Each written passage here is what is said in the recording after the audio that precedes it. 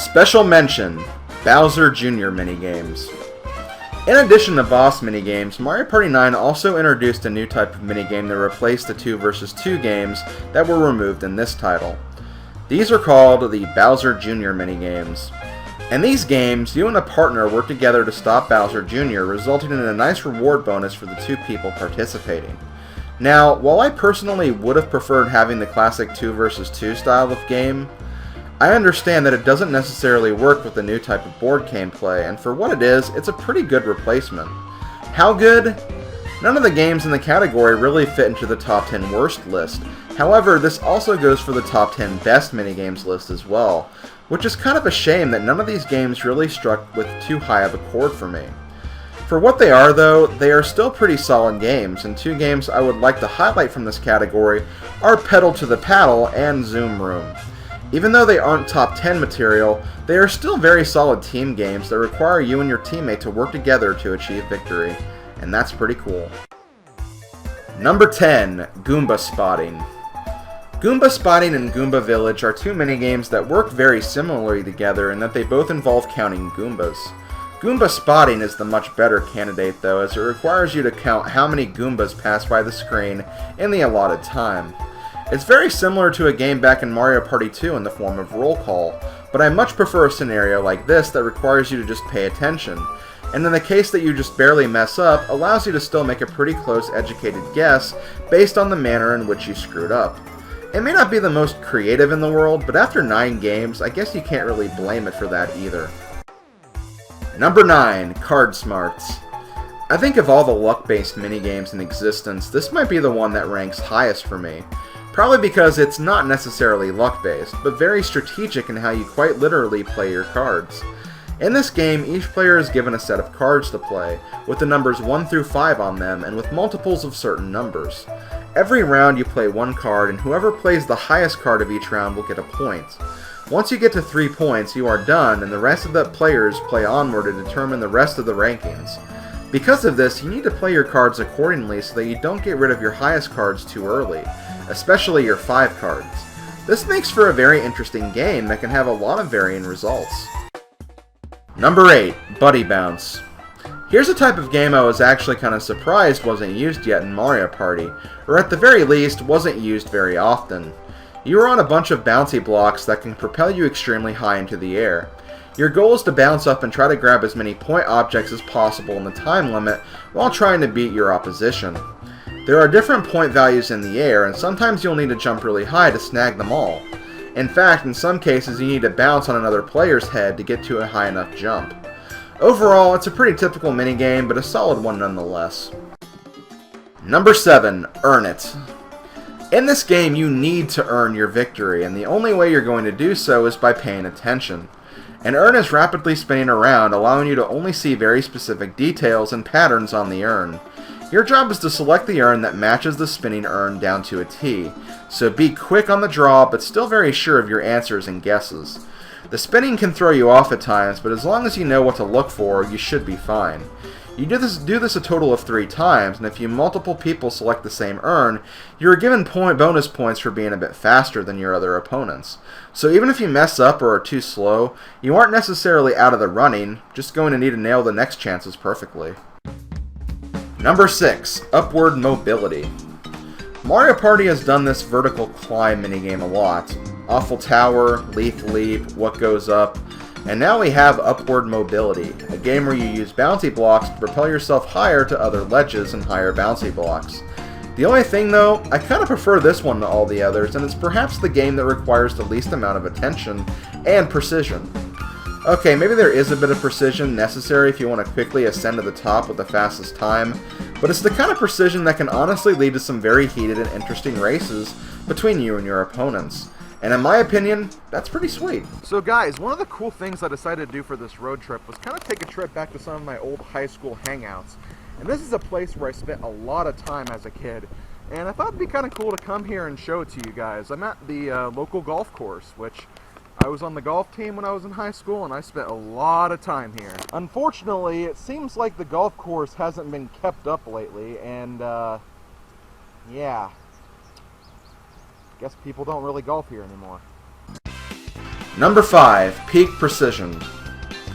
I'm not sure what it is exactly about the extremely basic and short minigames in this game that make these minigames rank so highly, but my guess is just the thrill of a heated competition. In this game, you are supposed to climb a giant wall that has stones sticking out as your climbing objects. Each stone has a Wiimote button input on it, and your goal is to press all of the buttons in the proper sequence to climb up the wall the fastest. I feel like when it comes to these types of games, the Wiimote does a much better job than the GameCube controller, probably because there are less buttons to think about, and it's fairly easy to memorize where they are in the controller itself. So it becomes quite literally a contest to see who can mash through the sequence properly without making a mistake. Again, it's basic, but it's fun and always a welcome addition to any Mario Party game. Number 4, Skyjinks. Not going to lie, I was kind of expecting this one to be at the top because of my love for a good platforming minigame. However, there are some things that kind of hold this one back from taking any major awards. You start the game with the behind your character perspective as the camera moves forward and you try to make all the tricky platforming jumps on your trick to the goal. About halfway through, the game switches to a different perspective, which seems like it could be annoying, but the camera honestly does a seamless job at making the transition. Along the way, you have rotating platforms, turning cube platforms, moving platforms in general, and bouncy clouds that will challenge your adaptability to what lies ahead. The winner of this game is the player who makes it to the end first, but there is where my problem with the game comes from. During the course of this game, you can obviously miss jumps and fall off. However, if you fall, you aren't necessarily out of the game. You actually have 3 chances where you only fail the game if you fall off 3 times. However, even if you fall off twice, you are still essentially in the running for first, so as long as you hug the screen at the very end of the course, chances are you have a pretty good opportunity for taking first place. While I honestly like the idea of having some safety catches if you accidentally choke or get screwed over by another player, I do feel like the player should have a slight penalty to accompany their mistake, as the game should still favor the player who did the course flawlessly, compared to someone who probably only had 1 chance left. It's only a minor thing though, as the game is still quite easily one of my favorites and in the top 5 of a pretty solid minigame list. Number 3, Skipping Class. Let's get the negatives out of the way immediately. Why the heck is this called Skipping Class? Okay, with that done, let's get to the minigame. Skipping Class is a game where you jump rope. However, unlike Hot Rope Jump and Handy Hoppers, where you quite literally jump, this game is more about pressing buttons in a sequence to perform jump rope tricks. You do this several times in a variety of rounds. If you mess up a sequence, you will not get any points in a round, but if you manage to press all the buttons perfectly and fast enough, not only will you get points for that round, but you can also get bonus points for doing it quickly. There's not a lot I have to say about this one because it's pretty similar to what I had to say in Peak Precision and Earn It. The Wiimote is good for these types of games where button sequences are big and important, and because of the way Mario Party 9 works, where multiple people can get credit for performing well and making good efforts, you aren't necessarily screwed if you make just one mistake. There's a lot of leeway and equal opportunities for your opponents to screw up as well. You also get more points for the later rounds, which makes those sequences very important and vital to making some killer comebacks. Number 2, Ringleader. The thing I love about the Wiimote is once you get to work harmoniously with a game, or in this case a minigame, the results are absolutely perfect. In the case of Ringleader, unless I'm just missing a very obvious candidate or just have had a lot of good luck with this one, the Wiimote motions feel absolutely flawless here. In this game, you are riding on a dolphin and your goal is to jump through rings that are in the air. You make the dolphin jump by flicking the Wiimote upwards, but there are some rings that require you to dive down first before you leap because they are much higher and also worth more points. You do have to have great timing for this one, especially if you want to get a perfect score, but the score is definitely more than manageable. And again, I feel the Wiimote is just very, very responsive as a result too. It's a game that feels good to play, a game that's fun to play, and overall, it's just a very good game. Number 1! Preparing the Flame Shield, Boss Minigames. Okay, so here's the deal with my number 1 choice this time. Yeah, there were some bad boss minigames in the bottom part of this list. In fact, one of them was the worst. But on the whole, I do like the idea behind these minigames. The ones in the worst list were just really badly executed. The ones that are done well, quite honestly, are the best in the entire game.